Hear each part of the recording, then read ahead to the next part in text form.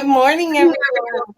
This is Kathy Mason from MasonWorks Marketing here on Conscious Business Zone with my friend Kelvin Chen. How are you, Kelvin? Hey, great to see you again, Kathy. Yes, I'm so glad you're here. Thank you for answering the call because I think what you offer and your worldview is the perfect thing, at least for my audience, to get through this chaos that we're in. Because everyone, Kelvin started out, he's a Renaissance man. Let me start with that. He does as many things as I do, and I do a lot. But it's like, what's he doing now? Because he teaches tons of classes and he writes books and he's just an amazing man. Anyway, Kelvin started, at least as far as the history I know, you started by teaching TM, and you were one of the first and most foremost transcendental meditation teachers in the U.S. Is that correct? Yeah, 1970. Yeah. Wow. So I think, and do you still practice it? So I learned in 1970 when I was 19 years old, and I was very stressed out. And it's interesting because you and I have had all these conversations about our various spiritual we'll call it spiritual pursuits and so forth. But when I learned meditation, that's not why I learned. I learned because I was stressed out. I was highly anxious. College student, 19 years old. I was at Dartmouth College, and I was freaking out. I was like, am I going to make it through? I'm going to flunk out. Anyway, so seriously. And so I learned to meditate, and I learned TM, as you said, Transcendental Meditation. And I studied personally with Maharishi Mahesh Yogi in 1971 and 1973. Wow. And I was an international leader in his organization for about 10 years. So I traveled around the world, and I taught the first meditation courses in the history of West Point, military academy in New York, and then in Korea and the U.S. Army, U.S. Air Force, up on the DMZ, all over the place. And they went off in different directions, so I went in this direction. And I continue to teach meditation. I call it turning within, but I've removed all the cultural trappings from the teaching, and I've made it even easier. Oh, good. Okay. Well, everyone I know that has done TM or meditation practice like that, which is a lot more structured than most people's meditation practice, everyone that I know has found incredible capacity to focus and be a very productive person. So I can see why you're so amazing. The key is learning how to focus in waking state without focusing in meditation. Exactly. That's the key. That's where the rubber meets the road. And so most people are probably involved in a meditation process involves focusing on the breath or focusing on a mandala or a mantra, or controlling or focusing the mind in some way, or clearing the mind of thoughts or trying to relax. All of that is the opposite of the way that I teach the meditation. Oh, okay. Yeah. Now I'm curious. Now I am really curious. So, okay. So your journey goes you are a teacher of all different aspects. Some of it is stress release. Some of it is releasing the fear of death. Yes. So where would you like to start here to familiarize the audience with you as a resource? Because I see that they could start anywhere with you and end up in an improved state of mind. So right. What would I think I would say that I take everybody from wherever they are and I help them get to where they want to be. And so that might mean that somebody comes to me with high anxiety. So I have a large group of clients who are very high anxiety, and the 4 words that they find me on the internet, and then they read the testimonials on my website and so forth. And because I'm one of the top Google search results for anxiety or high anxiety and meditation and anxiety and so forth. And the 4 words I hear often from students now around 48 countries around the world is, "You're my last hope." Oh gosh, It's it's sad. really, I know, and it's so they're like I was when I was 19 years old. I was desperate, and they've tried this, and this, and this, and they've tried the traditional medical routes. They've tried various alternatives. They've tried various kinds of meditation. Some of them have been meditating for 10, 15, 20, 30, 40, 50 years, so one of them. And then they find me. And it's not that they don't get benefit from some of the things that they're doing. And obviously, why would you meditate for 40 years and Right. not get benefit from it? But then they learn what I teach, and it's so different from what they're used to. It just takes them to a different place, regardless of where their anxiety, or sometimes people just come to me because they might be sick, they may be physically ill, and they want to accelerate their healing, or they just have spiritual pursuits and they want to open. I have a lot of parents who've tragically lost their children, and Right. they come to me and they want to communicate with their children on the other side, or other loved ones and so forth. And the best thing to do, it can do many different approaches to that. But I think the fundamental missing link is connecting with oneself first and expanding one's conscious capacity for mental experience, which is what I teach does. Yeah. And then that increases probabilities, likelihoods that they could connect. So people come to me for all different reasons. They have different belief systems. Like you said, I help people with overcoming the fear of death is one of my specialties. And I've been doing it for about 35 years, since my mom died. And I help people, doesn't matter what their beliefs about death are. They could believe in the science belief that there's no afterlife, and I can help them get over their fear. Or they may have belief in reincarnation or anything in between. But I help them get over their fears. That's the thing, regardless of what their belief system is. And did you do that because you had to get over your fears of death? Is that partially what took you on this road? I didn't have fears about death and dying because my reincarnation memory started opening up spontaneously in 1977. Wow. So, Long so time ago. my memories go back 6,000 years. A couple dozen lifetimes is what I have memories of. As you and I have talked offline, we've probably had a lot more lifetimes of that. But I have memories from a couple dozen, and they go back 6,000 years, and I'm sure I've been around longer than 6,000 years, but my memories go back 6,000 years. So I haven't had any fears about personally my death and dying. And, I've had a communication spontaneously started happening with the other side, angels, archangels, and then dead people. I knew dead people. I didn't know beings who've never been human before, who are on the other side, Me too. in 1986. So my fears, were more curiosities, I guess I would call them. Cool. It kind of inspired by these different experiences that I didn't even really believe in before I had them. So I was very skeptical when I first had any of those experiences. But my death and dying interest happened because of my mom's tragic and sudden death.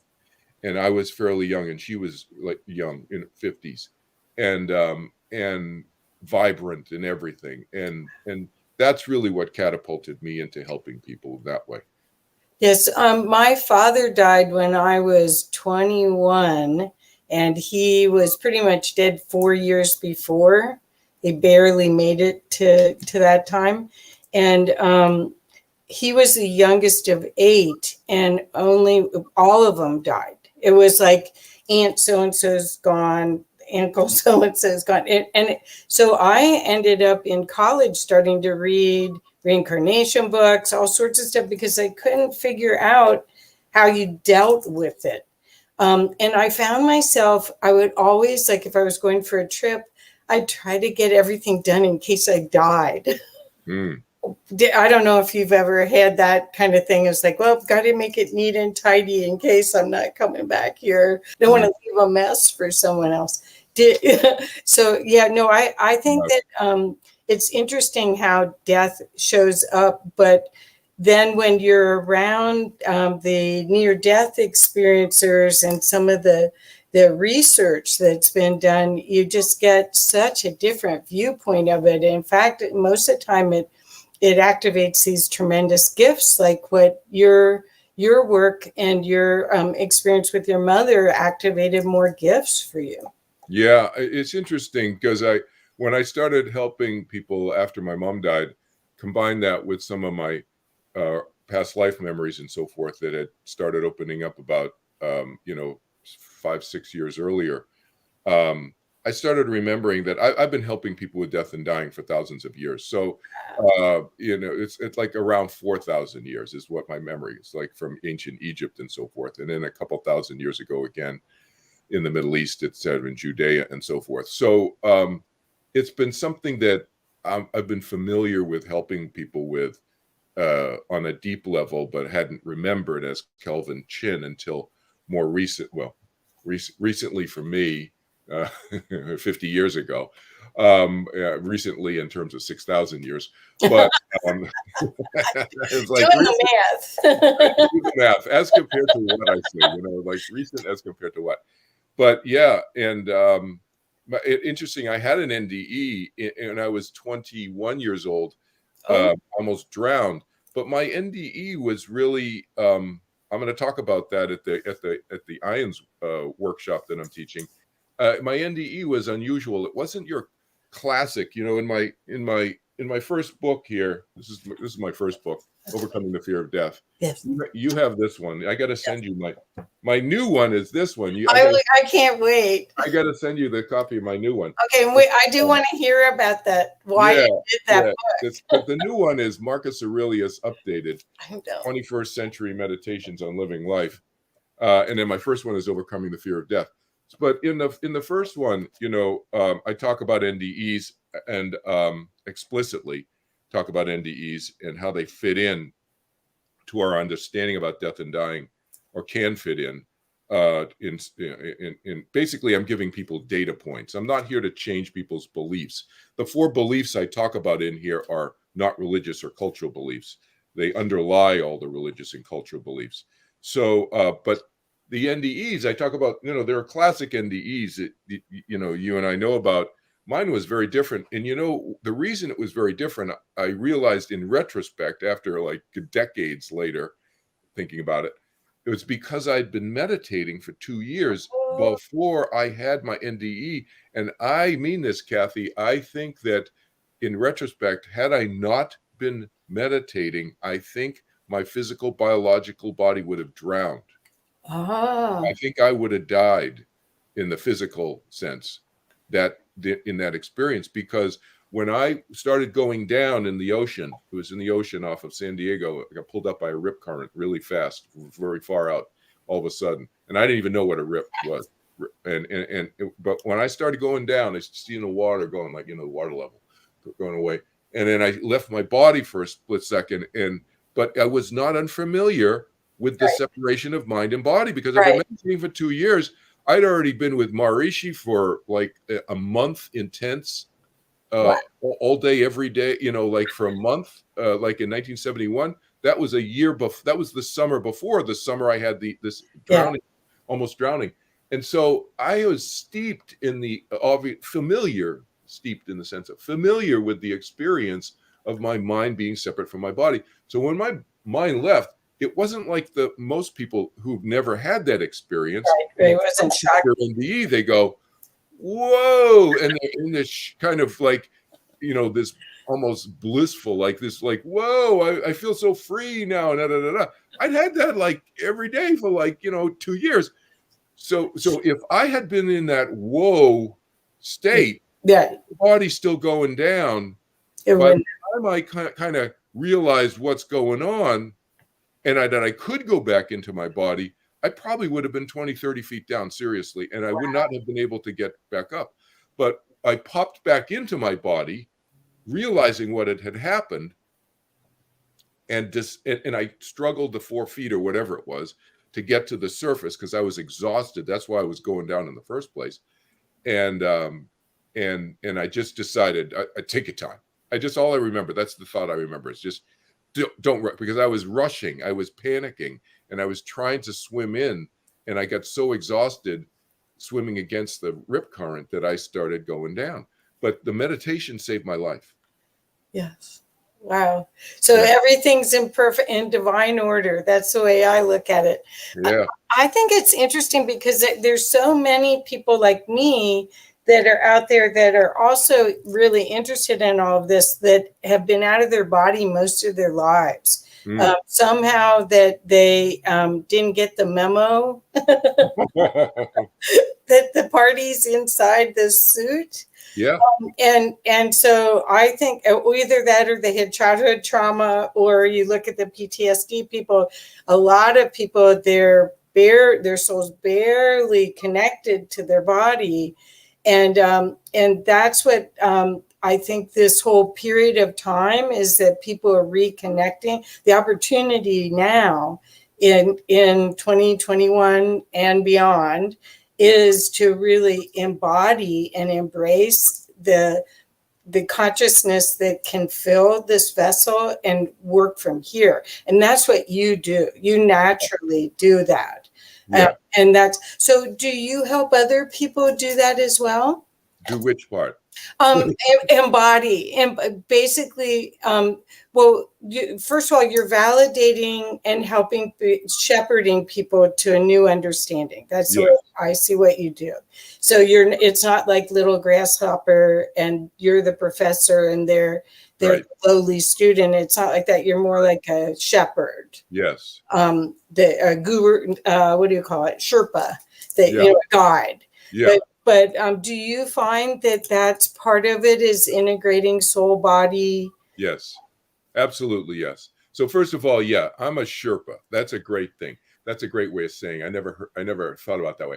But I'm a teacher. I'm not a guru. I don't want followers. I want to empower people to think and live for themselves. So I give them tools and perspectives and approaches. That's what I do in my books. It's all about that. It's about giving people perspectives and tools, because we're all on an eternal journey individually, each of us. My experience tells me that. And we're all figuring it out, and nobody's got it figured out, and everybody is figuring it out, and everybody is at whatever place they are at in the figuring it out. And we continually are figuring. Look at, I tell people, I'm in an eternal journey figuring myself out.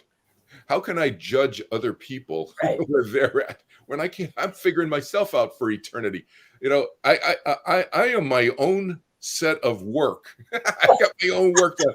I help people, but hey, you got to do your own work, and then I'll help you. But I am not here to judge you. I am here to help move you forward. But the embodiment thing is huge. What you just said, because everything that I do and with the way I teach brings the person more into the continual present. I call it the continual present, because the present is always changing. Right. President's like, I just said that. It's like, you just missed it. It was like the rewind. Right. What? You missed the present. It's like you missed it again. There's like the continual present. And that's the thing, is, where are we now? We have physical biological bodies. Yes, there exists an afterlife. Yes, that we have energetic. We're energetic. We're energy beings. You could even see an energy body. And I've had visitations from friends and old loved ones and so forth. Who I've seen their energy body, not their physical body. Their physical, we could call it energetically physical body, not their biologically physical body. But so that exists, but we are here now. And so let's enjoy everything that is involved in having a body that has salivary glands that can enjoy the taste of food. Yes. That enjoys the physicality of working out and sweating, and all of that we don't have on the other side. That's the reality. Now we can do all kinds of stuff on the other side. We can go for a run. We can go for a jog. We can hike up a mountain. Right. We can sort of feel like we're sweating, but we don't really, because we don't have a biological body with fluids in it. Right. We can do all kinds of things in this biological body, and people need to embrace that. It's not about, it's going to be great once I get rid of this shell, this vehicle. Well, enjoy the shell. We've chosen to be here. yes. That's the thing. In fact, I think, and the reason I'm so excited to introduce you to this audience is I really feel that you've hit the nail on the head. That this is, I mean, we stood in line to get these bodies to be here right now during Right. this huge time of change. And it's an awareness, and it's not a race to see who's more ascended or any of that stuff. It's about the idea of how you embrace change and how you can stay calm in chaos. Because right now we are in this high contrast time, which I call fourth dimension. And it's like, like this, and trying to stay there with all of this. It's interesting. You become the observer, but you fall out and then you go back in. And then and so what you're teaching, a lot of what you're modeling and teaching is to how to, when you fall out of Right. that 0 point state, that It's calm, balance. that It's balance. about balance. It's about balance. Life is about balance, whether we're talking physical, mental, emotional, spiritually, energetically, does not matter. It's all about balance. And nobody is perfectly balanced all the time. Right. We're adjusting. Even somebody who is measured by our traditional scientific medical measurements as being perfectly healthy, there's a range, and we call that normal. There's a range of what's normal. Oh, normal and healthy. It's balance. Life is always about balance, and that's what I teach. And I teach people how to be balanced, but not in a mental manipulation way. That's the other thing. It's like very often it's well, I call it content-oriented approach. There's nothing wrong with content. There's nothing wrong with changing the deck chairs that are on the deck of the ocean liner. But what I teach is that plus the missing link, which is how can we make the deck bigger? So can we make the deck bigger so that the deck chairs can be rearranged more easily? Beautiful. And we can get rid of the broken deck chairs. Okay, fine. That's usually the approach that most people take. Get rid of the broken deck chairs, rearrange the deck chairs, the thoughts, the emotions, rearrange them. That's okay. It's not nothing, but it's partial. And so if we don't expand our capacity for mental experience, then we are limited forever. And so that's why I've been teaching meditation for 48 years now. I've been teaching meditation to thousands of people. And so I was a mere babe when you started. So how do you connect? Because so much of this, I know you are very heart-centered. How do you connect that expanding your mindset, or we're talking about a lot of what I've seen you do is stress release and give people a different worldview. And so how do you get them from here to their heart? So I think it's automatic. You see, I don't think of the mind and the heart as disconnected. Ah. I think that people can view it as disconnected and can also experience it as disconnected. But I think fundamentally we are a conscious being with a lot of different energy flowing this way and that way, and you can articulate it. And I understand it makes a chart look good, and it makes a test exam on an exam easier, But we're not so compartmentalized as some of the literature would lead us to believe experientially. To me, emotions and thoughts are all part of our mental experience. We don't bifurcate them. Oh, I'm having an emotion now. Oh, I'm thinking now. Oh, I'm that. No, we embody we experience. We are experiencers of experience, and those are, we could articulate them. And I do sometimes talk about emotional patterns and over. And there are when I talk about emotional patterns, I'm talking about something that kind of really underlies our thinking, but it's connected to our thinking. So it's not disconnected, I see. but it underlies it. And the emotional patterns tend to be what I would call the knee jerk, the default that Triggers. that triggers certain thought patterns, and then the thoughts affect our behavior affect our actions, and so forth. So I think we can talk about that, and I think that is true, but I think it's a flow. It's not like even trifurcated, or into 4 separate things, even, or 3-4 separate things there when I just, it's all connected. It's a flow. And so when I talk about in my teaching and helping people with that, I don't separate their emotions. Let's look at your emotions. Let's look at your thoughts about that. Now, sometimes we do, and it's helpful. But generally, my teaching is that our emotions and our thoughts, we don't need to bifurcate them all the time. I understand. Right? Right. So do you feel that, okay, I got a couple questions for that. Do you feel that a lot of those those repetitive emotional thoughts are karmic? They can be, yeah. But let me just finish. So I do think it's good to look at our desires, which is people see emotions. So I talk about desires, and people very often connect desires and emotions, and I can see how they can be connected. But desires are our motivators for our thinking. So I think there is that. I don't want to make it sound like our emotions and our thoughts are totally the same and so forth. But there's a flow between the two, and there's a connection. I don't like the disconnect that often people talk about mind and heart and da da da da.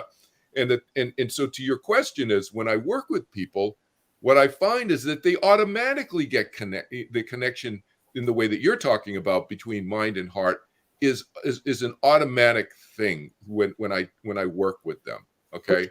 So let's come back to what was your question again? The karma, whether this is partially karmic, because it appears that, if you considered us like a computer, and we have these programs running, and they cause the triggers that cause action, inaction, whatever the stressor would be.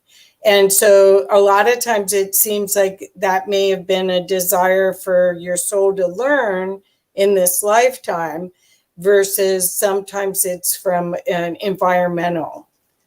Sure. So the short answer is that can happen from lifetime to lifetime. But those are based on desires that we have. So when people use the word karma, I like to define it the way I think about it. Karma just means action. In Sanskrit, it just means action. Oh, it does? Oh, okay. That's all it means, is actions. But people very often will use the word karma to mean, oh, there's a consequence and this and that. And I'm okay with that. That's okay too. But what I'm not okay with is the belief, because my experience on the other side is that this does not exist. There's not some cosmic accounting system that's saying, oh, keeping track. There's not like a credits and debits. Those of you who are listening out there who have any accounting background, I took an accounting class in law school when I was in law school, but it's not credits and debits. There's no system. There's no person. There's no panel of judges, and there's no cosmic, system that's keeping track of that stuff, other than you, and the people who you've maybe positively or negatively affected. They're keeping track. So are there consequences? Yes. So, I mean, people remember from lifetime to lifetime, and I mean that seriously. They remember good stuff and they remember bad stuff from lifetime to lifetime that you may have done to them, and you remember that too. So can you have a desire, like you said, to come back in and kind of rectify things and so forth? Yes, you could do that. Wow. So when you help people with stress, because I want to go back to that, because I really think that this audience is either dealing with stress, because a lot of this audience is a small business owner, they're a servant leader, they are spending a lot of their time taking care of their employees as well as their customers, because they are conscious. They want the team to succeed, not just themselves. It's not just about money, although money is good, and money's flow if you have a good team. Yes. So the two things that I'm seeing in the marketplace is fear and this stress. And you just did, or you're doing a class on stress. So could you talk about that a little bit for us? Sure. So for just as a background, so I've had small businesses myself. I've run small businesses, medium-sized businesses, and large regional operations for international organizations. So I've you talk about Renaissance guy, me. Yes, I've sure. done all of that in addition to teaching meditation on the side, full-time in the 70s, full-time for about the last 8 years now, again through my nonprofits, but in between, on the side, while I was doing all the business stuff, trying to raise a family of 2 kids. So the key is, whenever I was running a team, whether I had a team of, half a dozen people, or if I had a team of a dozen people or 50 people or 600 people on my team, I always looked at myself. I'm kind of like a caregiver in a sense, right? To use the language in this kind of parlance of the world that we're in, and the team. I'm the leader and the caregiver of the team. I want to make sure the team's working properly because our business is going to function a lot better, much more successfully. And so, but the key is a key element that many people forget. They bring in facilitator. Oh, we'll teach the team this new skill and blah blah blah. And this is great. How about the team leader? Right. That's the thing. Need to take care of the team leader. The team leader needs to take care of the team leader. And so, as the caregiver of the team, basically. And so that's a key message. And so when I'm working with people, whether it's in an organization, like I'm working with New Jersey, for example, I'm talking to them about one of the state groups with 90 people in their organization. And I'm going to come in and do some teaching with them and so forth. But the team leader recognized, you see that, and the team leaders has already taken one of my classes and so forth and so on. So it really is important for the leader to be taking care of him or herself, obviously, in order to really function as efficiently and effectively as possible. But that's I think, these are high functioning people that are doing all of this, but they may need some support or new tools and techniques in order to do it, because this is a roller coaster we're on a little bit. Each day, I'm not following all the bad news, but if you've got that much fear that's going through because of the news and because of the global consciousness, if you're sensitive at all, that global consciousness is powerful, and you have to clear it.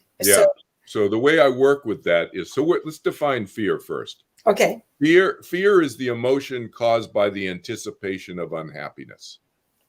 The emotion caused by the anticipation of unhappiness. So what can we do to reduce our fears? Well, one of the things we can do is, how can we reduce our anticipation of unhappiness?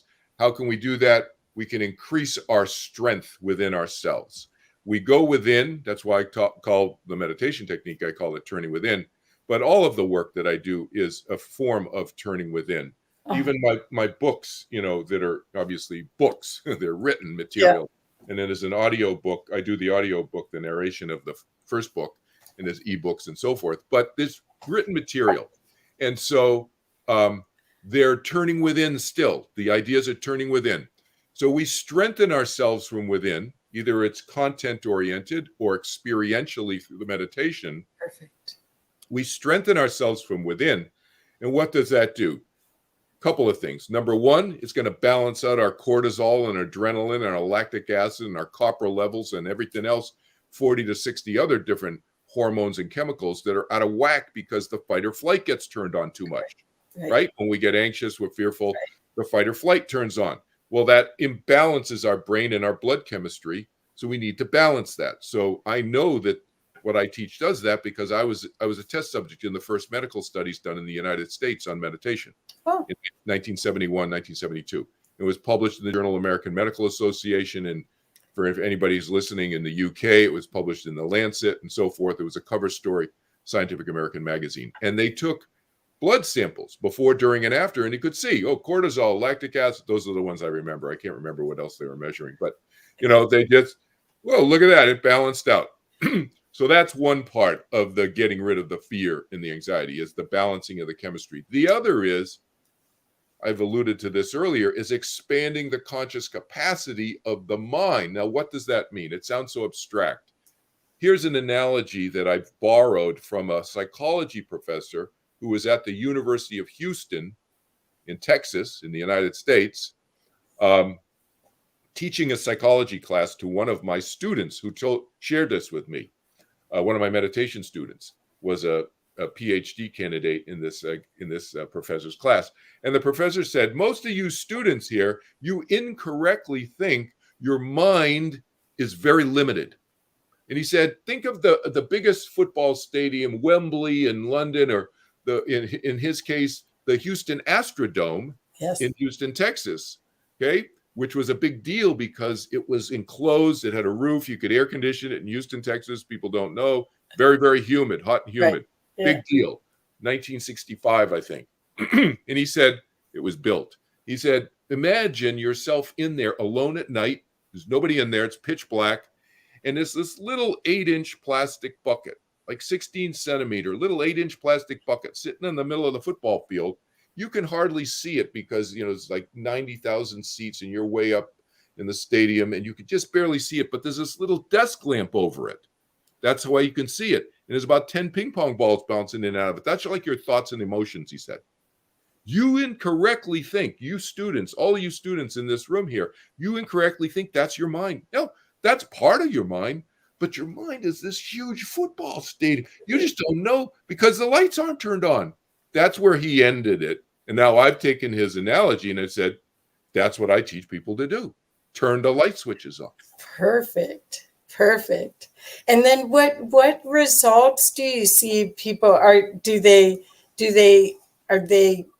quantum high achievers after they have this experience? So it depends. It depends on this daily. It's a daily thing, 10 to 15 minutes each time, twice a day. It depends on the person, where they're at. Like when I first learned, I was high anxiety. So the first thing that I noticed that my anxiety started to dissipate little by little. It wasn't overnight. It was like gradual, little by little, gradually dissipate, less and less. Wow, I think I can make it through. I'm not going to flunk out. So like that was a quantum leap for me. What's quantum? You know what I mean? Yeah. For me, as compared to what? As compared to before I started, that was a quantum leap. And then my memory started improving and so forth. But then, later, I had past life memories. I started communicating with the other side down the road. That was like, 15 years after meditating. It's just spontaneous without taking any workshops or not even believing in it. Yeah. But each person's different. I just did an overcoming anxiety panel. It's on my YouTube channel. People should check out my YouTube. That's it. I was hoping you'd bring that up. I did an overcoming anxiety panel with 3 of my students who came to me because they were desperate. Brittany and Jeremy and Walker, and they have different stories, and I had them tell the stories. It's on I did it twice in the last week, and both of the recordings are on my YouTube channel, and they were very candid and open and transparent about their anxieties, and they're different. And some of them had fear of death anxieties, and they talk about how they worked with me and they all learned the meditation technique and how it affected them eventually getting over their anxiety over some period of time. It's gone. And they don't even know when it left, because it's like you don't know what you don't know. Right. And so at some point, it's just like, whoa, I haven't had that. It's like a memory that they've had that was intense for some of them for 20, 30 years. Wow. That's so cool. Yeah. That's so cool. And that's where I'm so glad that you brought that up, because I wanted people to know that if they are struggling with these times and don't really have a practice, don't have it, it's you just it's not just being validated about what you're seeing or what you're hearing, but it's a balancing act so that you can function in this world and find joy. Yes. I mean, because the other being in high anxiety is like the opposite of Exactly. high functioning joy. Exactly. Yeah. Let me tell you a quick story. So Good. on this December 24th, 2017, so Christmas Eve, Okay. this woman found me on the internet. She Oh, calls me up sad. and she was desperate. And she was on benzodiazepines. People who have high anxiety know what those are. Ativan and various these benzodiazepines, these benzos. And she was trying to get off of them. And so she was finally with a responsible psychiatrist. And the responsible psychiatrist told her, you should learn to meditate because it'll help you get off of these. And I'll help. The psychiatrist said, he'll help. I'll help you too. The psychiatrist said that to her. And, but so he was gradually getting her off, but it was to get off of some of these benzos is sometimes worse than what made you get them on them in the first place. Wow. So she was having suicidal ideation. So fortunately, she had a good psychiatrist. I always make sure if somebody says that to me, I said, I'm not a doctor, I'm not a psychotherapist. Do you have somebody, and so forth. She did, but she contacted me on Christmas Eve. She was so desperate, and we talked about this, and she said, how soon can you teach me? Can you teach me right away? And I said, well, I can't teach it now. It's nighttime. Right now it's late, but I'll take an hour out of my Christmas tomorrow. And I taught her. And then and I taught her. And in 2 weeks, she hadn't gotten free from her anxiety, but she felt so much better after 2 weeks. She asked me if I could teach her husband, who was being bullied at work, and her daughter, who hadn't left the room. Her 22-year-old daughter had not left her bedroom except to go to the bathroom in 6 or 8 months. Oh my gosh. She was just in the room playing video games and would not leave. She's social anxiety extreme. And I taught both her husband and her daughter. And in 2 weeks after I taught her daughter was like driving. Jennifer texted me. She said, my daughter is driving herself to the mall to see what's going on. Wow, fantastic. Wow, that's a huge success story without drugs, without dependence. Right. That's fantastic. And a lot of this is so available. That's what I'm hoping that people will understand. I'll put right now I'm going to put your contact links here so that people can go to your website and look at your what you're offering, and then we're going to talk about the IONS conference coming up. But what I want people to know is that you can see Kelvin is very, very, very knowledgeable, but he's very available to you as a teacher. This isn't someone who's in judgment and you're going to feel awkward talking to, or that's going to make it even what you've already stressed out about, make that stress amplified. Right.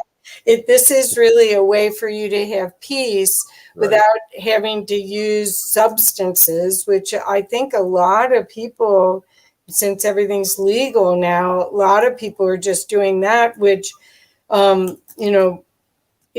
okay, but that's not the most productive. Yeah.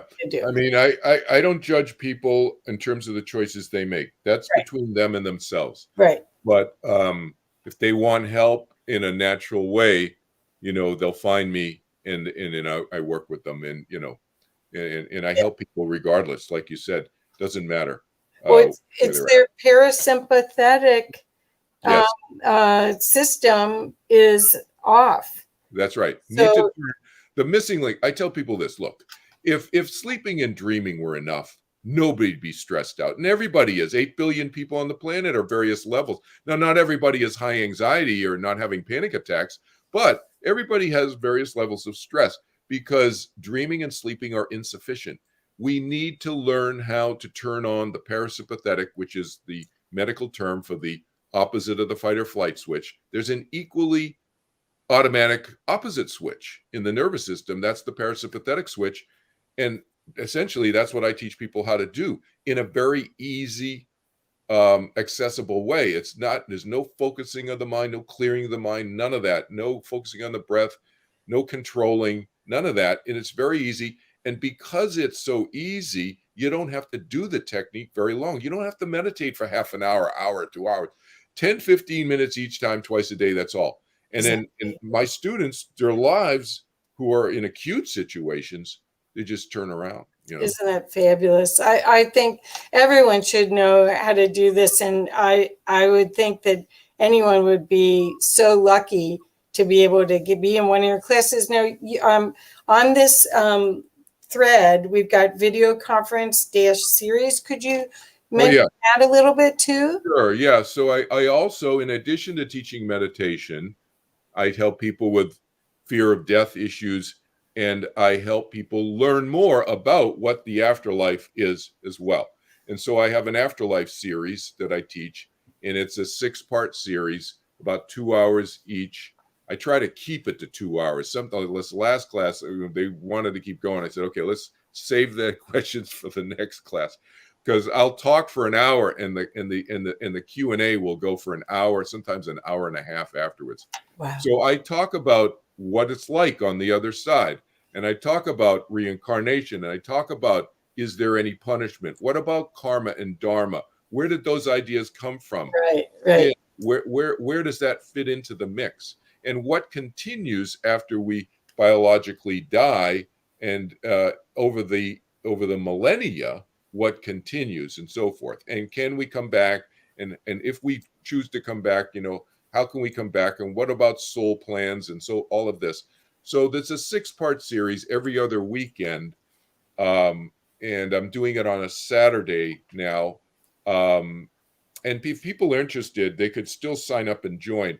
They could catch up by watching the recording. I do it live, just like this, on Zoom. And but I record it so people can watch the recording and catch up. My next session is going to be on reincarnation, and I'm going to go back about 6,000 years and talk about unfolded. So wow, that's great. Okay, so I'll make sure that everyone gets the link so that they can. It is off of your website, so they could find out about that. But I mean, this is really interesting how you've used all of your. You started out with meditation. You still help people with that, and it's sort of a core part of your packaging. But then you've gone to the near-death experience. Your new book is Marcus Aurelius.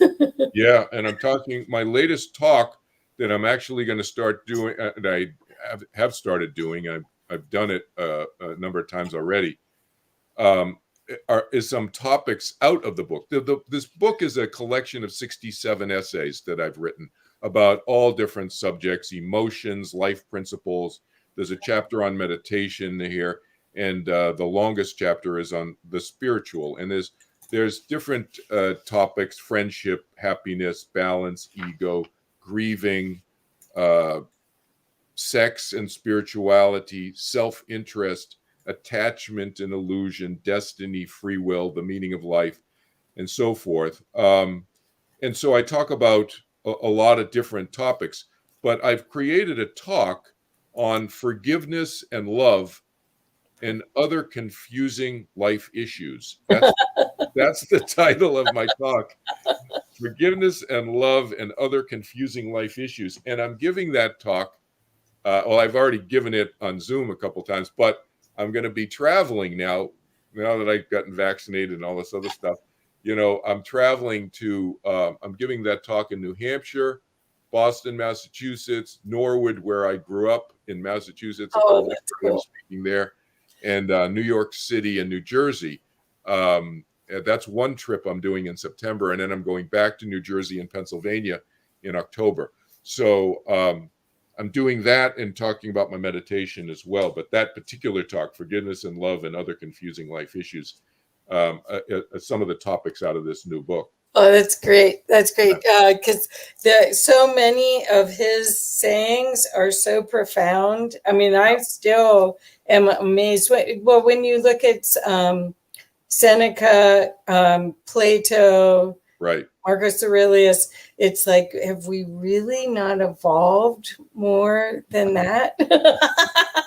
Yeah, my first chapter here is my favorite my favorite Marcus Aurelius. What is it? Maxims. Well, no, I have about 12 or 15 of them. Oh my gosh. Yeah, and so I quote, well, it's a translation, obviously, but from one of the books that they call them Marcus Aurelius's Meditations. But he wrote them. These were self-reflective ideas for himself. Right. He wasn't writing a book.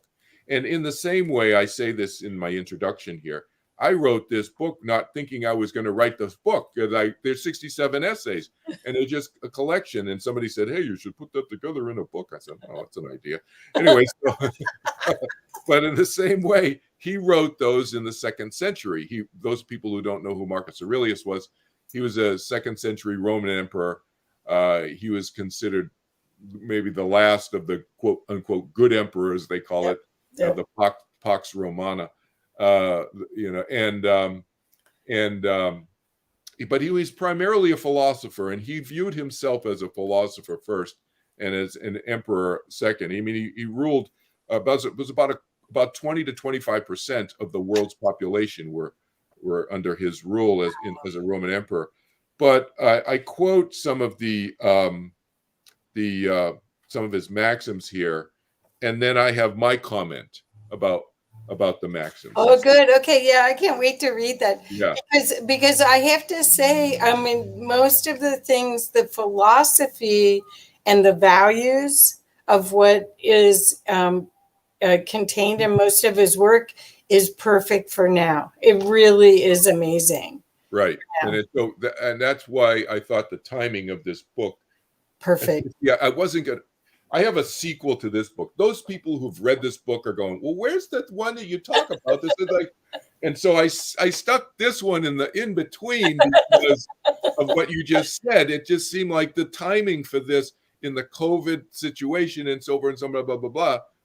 This is perfect because like Marcus Aurelius, I take a very practical view towards these concepts and how can we apply them in our daily lives. Right. And that's what, Marcus, as you know, was all about in terms of his philosophical views of life and so forth. Right. And so the second one's coming. I'm finishing this. Oh, good. Oh, good. Okay. So now, because we have about 7 minutes or so, oh, yeah. I'd love to talk about the IONS conference. Yeah. There's a virtual online conference, which this year, this will be our 2nd year of having a virtual conference. There'll be 4 Zoom rooms. There's over 100 speakers. And this year we're doing 2 days before the conference, we're actually doing classes where people workshop. So one of the classes is a full day Reiki class. And then Kelvin's doing a class on the 2nd day. Do you want to talk a little bit about your class? Sure. Yeah, I'm doing a workshop. It's going to be on Thursday, September 2nd at 11:30 Pacific time, where I am, which is 2:30 East Coast time in the U.S.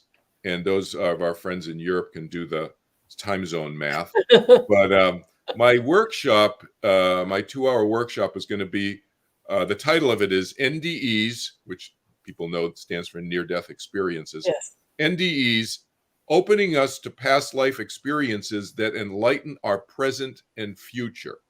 And so the reason I thought this was a good topic, and it obviously got accepted by the IONS committee, is that I was thinking, okay, so what do you do after you've had your NDE? or your spiritually transformative experience in STE, whatever. Okay, Yes. now what? It's the now what question, right? I mean, understandably, I understand that those experiences may have been a major life changing experience for Right. sure for Right. people who've had it. But Right. then where you go from there, and that's what I want to talk about in this workshop. We're going to explore that. We're going to go back and talk about some of my memories, but I want to explore it through the lens of self-knowing and what does reincarnation and so forth inform us in terms of who we are today. So again, we talked about this earlier in our discussion today. Continual present, living in the continual present. How does it help us in that way? So, a lot of people who've had either a spiritually transformative experience or a near-death experience, it's a real genuine experience and it's life-changing for sure. But the problem that I have seen, going to some of the, I've spoken at the, as you know, I spoke at the IANS conference in Yes. Yes. King of Prussia, Pennsylvania in 2019. I was opening night speaker there, and then again last year online. Yeah. But the problem is that when somebody has a major life-changing experience, it can sometimes be, how do I say this? It sometimes can lock them up.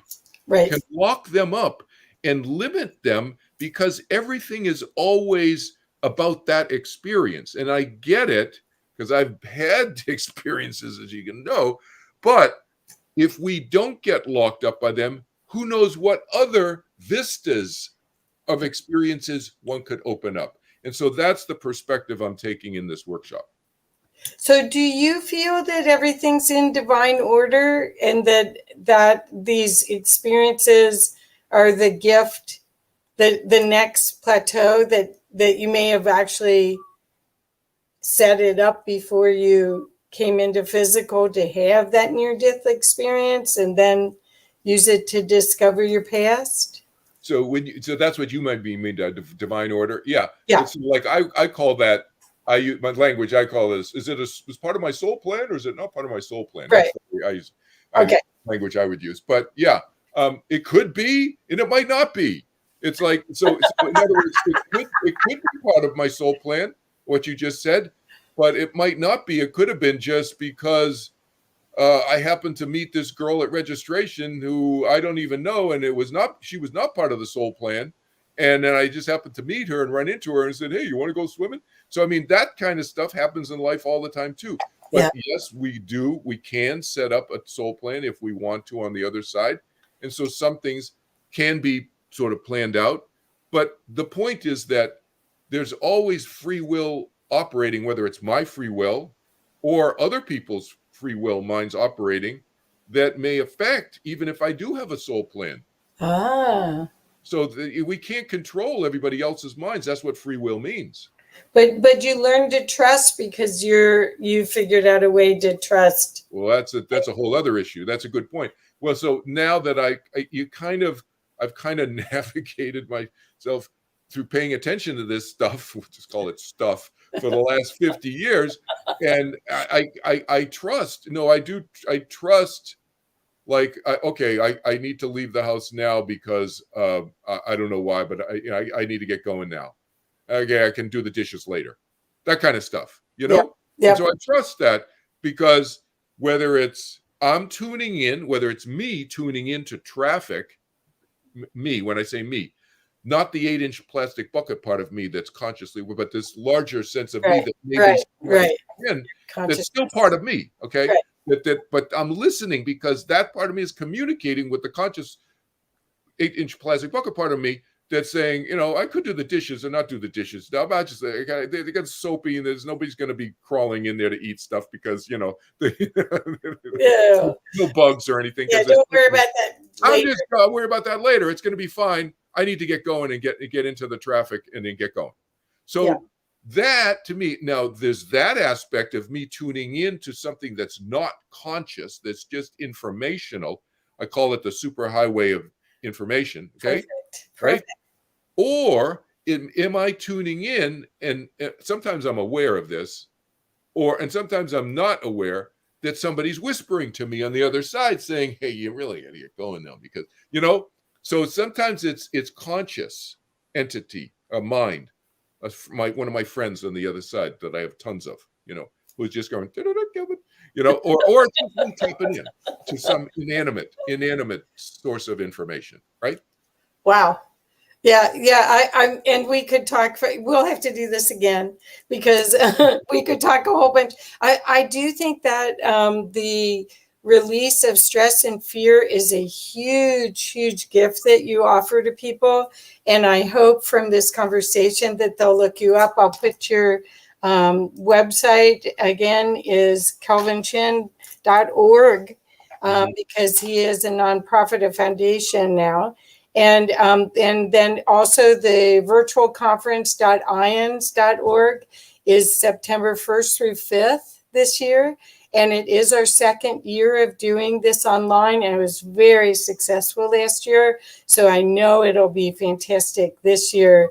And I'm so excited that you're going to be teaching. And it sounds like you're emceeing and you're helping Yeah, out. that's right. I'm going to be. I forgot to mention that. Yeah, I'm going to be. Yeah, no, well, what you emceeing can some of see it, yeah. that Kelvin will keep it going and keep it fun. So, but the thing about the IONS conference, if you do get to go, and you have trouble seeing every one of the 4 Zoom rooms are going at the same time, and it's always frustrating in the live conference that way also. But this year and last year, they let you have access with your ticket, which is only $74 right now for early bird. With your ticket, you have 90 days to rewatch everything. So, instead of watching Netflix, you can put good stuff in and really feed your soul, feed the part of you that really is going to help make the world a better place. And give yourself the gift of you, really. That's what it really comes down to, right? Right. It's helping your world inside be a better place too. Exactly, because that's you. That's where it starts. Well, thank you so much, Kelvin, and I'll see you again at the conference. But can't wait till you come out here. Yes. Because that all got messed up, but you'll be in Colorado, I'm sure, and yes. And we'll get to play. And then there's also Salt Lake City in 2022. I'm sure I'll be there too. Good to see you again, Kathy. Thank you so much. Appreciate you very much. You're very welcome. Bye-bye. Bye-bye.